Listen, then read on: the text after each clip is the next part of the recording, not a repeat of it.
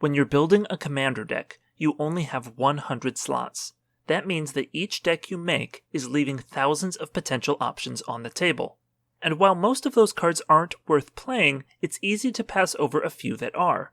Here are 10 great cards for Commander you aren't playing. Number 10.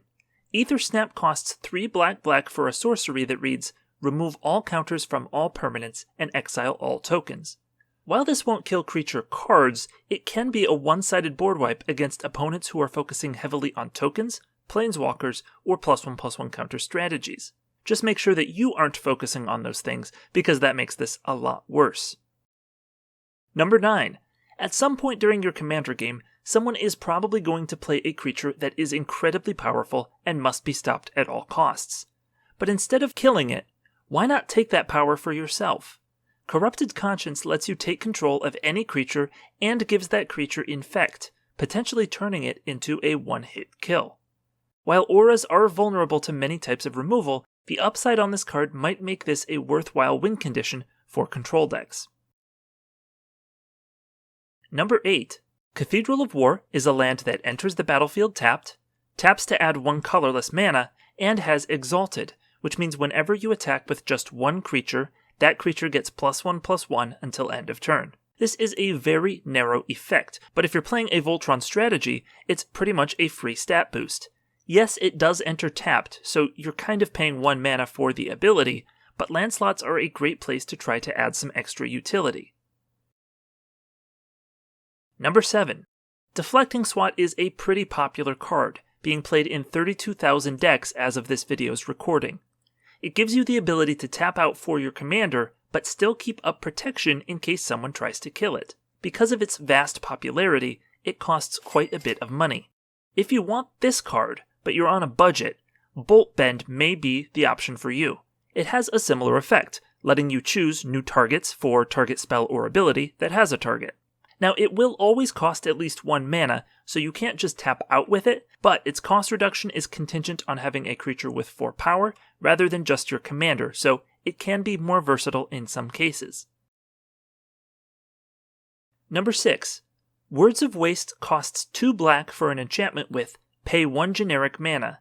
The next time you would draw a card this turn, each opponent discards a card instead.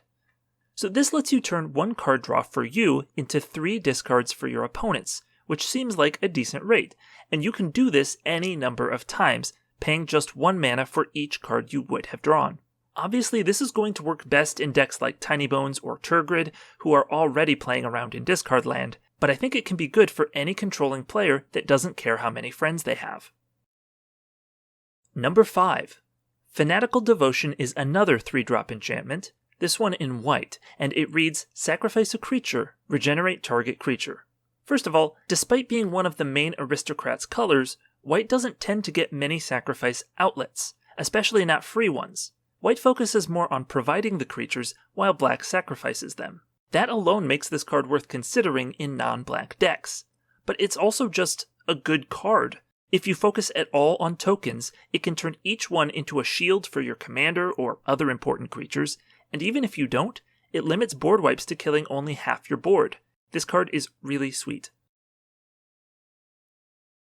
Number 4. All Sun's Dawn costs 4 green for a sorcery that reads, for each color, return up to 1 target card of that color from your graveyard to your hand. Exile All Sun's Dawn. So this can redraw up to 5 cards from your graveyard in the late game. Drawing 5 specific non-lands for 5 mana is a great deal.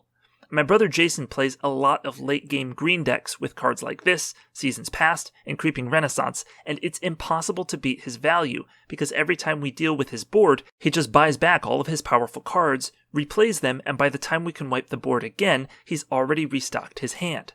If you can get to the late game, effects like these will ensure that you win, and All Sun's Dawn in particular is criminally underplayed. Number 3. Martyr's Bond costs 4 white for an enchantment with, whenever Martyr's Bond or another non-land permanent you control is put into a graveyard from the battlefield, each opponent sacrifices a permanent that shares a card type with it. Okay, so anytime you lose any non-land permanent, everyone else does too. This combos well with creature tokens, treasures, or just playing the game normally. I mean, you're gonna lose stuff. It's Commander. So this is what's weird. Black has Dictate of Erebos, Grave Pact, and Butcher of Malakir, which all force your opponents to sacrifice a creature when one of yours dies. These are all quite commonly played cards, but Martyr's Bond, which works for all permanent types, is not. It doesn't. Please play this card. It's really cheap and really good. Number 2. Tome of Legends costs 2 for an artifact that enters the battlefield with a page counter, gets a page counter whenever your commander enters the battlefield or attacks, and lets you pay 1, tap, and remove a page counter to draw a card.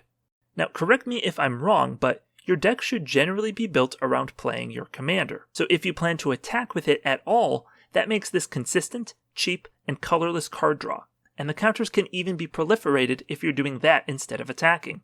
I've been running this in my mono-white equipment deck, and it's been incredible. This should be a staple in mono-white and or red decks, and any deck with partner commanders. And last but not least, the cream of the crop. Our number 1 card today is Access Tunnel. Now, I know this card just came out, but come on! Its big brother Rogue's Passage is in 94,000 decks, and you really want to tell me this guy deserves a measly 1,700? Obviously, you want your commander to fit through the access tunnels and care about damaging the opponent, but there are plenty of good ones that fit the bill. This goes great in Silas Ren, Tana, Hapatra, Thada Adel, Ragavan, Grenzo 2.0, Toski, Yoriko, and it's been doing excellent work in my Finn deck. For any of these commanders, Access Tunnel is a cheaper, and more importantly, a second copy of Rogue's Passage. And remember, the ability only cares about your creature's power at the time of activation, so if your creature gets big later, like with Tuya, Dina, or Arnie, they'll still be unblockable. These are some of our top picks, but let us know which cards you think are undervalued, and be sure to like, subscribe, and hit the bell if you'd like to see more videos like this.